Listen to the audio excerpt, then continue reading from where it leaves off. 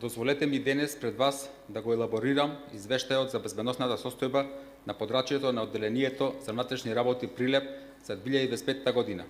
Анализата на безбедносните состојби во текот на 2025 година покажува дека безбедносната состојба на подрачјето на општина Прилеп може да се оцени како стабилна и под контрола, при што се бележи значително намалување на криминалитетот во споредба со претходната година. Во текот на 2025 година на подрачјето на ОВР Прилеп се евидентирани 794 кривични дела, додека во 2024 година биле евидентирани 1081 кривично дело, што представува намалување од 286 кривични дела или 26,5%. Јас можам да сватам, вие сте полициски службеници, ама известителов од комисијава можела да преброј, барем градинка се учи и броење, меѓу другото. Купните кривични дела поединечно за секој вид на криминал кој го имате наведено во извештајот изнесува 1453 кривични дела.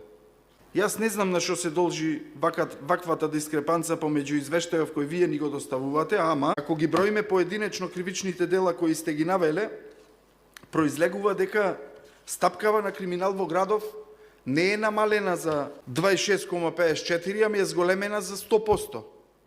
Мислам на што се должи ваквото намалување, минимизирање на стапката на криминал во споредба со 2024. Што сакаме да покажеме? Дека сега сме многу успешни, дека во градов криминалот е намален. Основен суд Прилеп во својот извештај, пошто овој извештај за работа на Основен суд Прилеп не може да излажи, и е предмет на анализа од повисоки судови и од судскиот совет. Барам од представникот од Министерството за внатрешни работи да ми кажи на што се должи ова разлика во бројката на предмети кои во 2025 влегле во Основен суд Прилеп. Огромна е разликата од 1400 и нешто кривични дела кои сте ги евидентирале вие до 5000 и нешто нови предмети кои се примени во Основен суд Прилеп.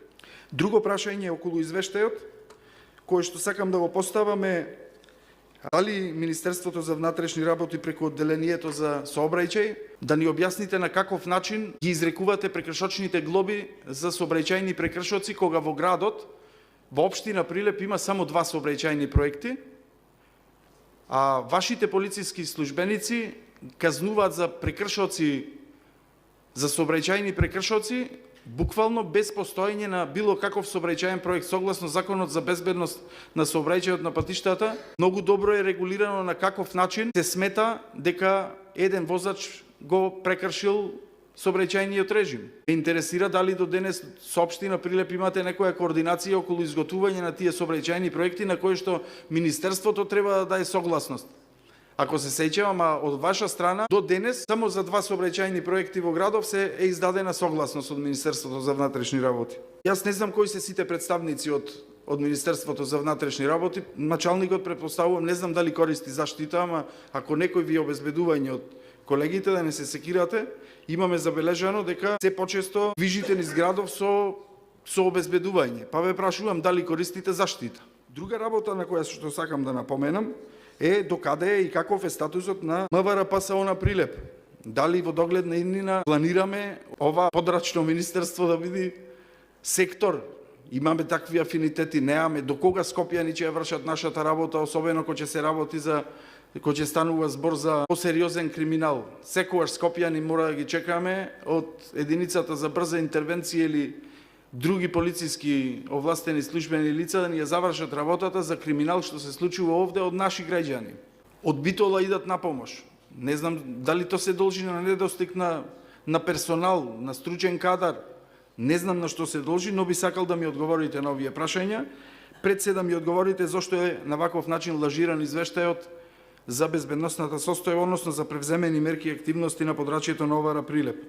Зошто бројките се лажирани? Благодарам. По однос на забелешката од советникот Жарко Стевановски, во однос на бројот на понесени пријави во полиција и во Основен суд, дека бројката не се совпаѓала, можам да кажам дека таа бројка не се совпаѓа поради тоа што во Основен суд се понесуваат и пријави по приватни тужби, кривични и прекршочни. Претпоставувам дека затоа таа бројка е драстично различна и дека не се поклопува во анализите што се во полиција и вашите информации што ги имате од судот. Околу статусот за полициската станица од општа надлежност Прилеп, по моментов во Министерството за внатрешни работи се изготвува нова системизација за која што уште не е донесена одлука во со каков статус ќе биде моментално полициската овара Прилеп. Кога ќе имаме таква информација, благовремено ќе ја споделиме со вас советниците. Повелете, господин Стевановски. Командир на полициската станица, ви благодарам на одговорот. Прашањето мене ми беше конкретно по однос на извештајот. Вие велите дека има евидентирано вкупно 794 кривични дела во 2025.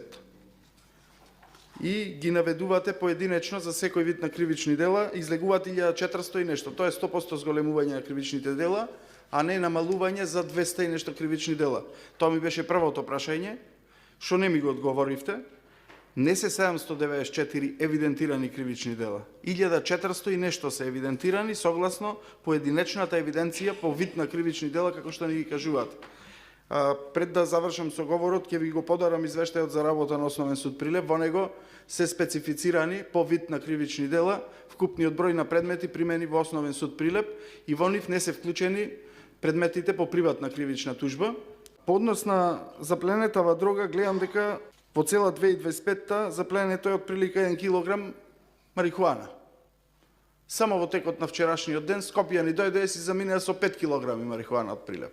Како Скопјани можат да ја детектираат таа дрога, ние не можеме. И по однос на сообраќајниве проекти, конкретно ми беше прашањето, инаку јас имам иницирано и кривична постапка против началникот на МВР ПСО на Прилеп за узурпацијата, например, на паркинг просторот зад Липа. Рабите кои ги имате поставено таму, на бесправен паркинг представува кривично дело узурпација на недвижности. Тоа земјиште на Република Македонија. Вие треба да бидете пример за тоа како останативе граѓани можат да плаќаат паркинг, а другиве работени во МВР можат да си паркираат кога сакаат таму. Овој дел навистина би сакал да ми одговори некој дали и таа кривична пријава е евидентирана во овие што ги имам во извештајов.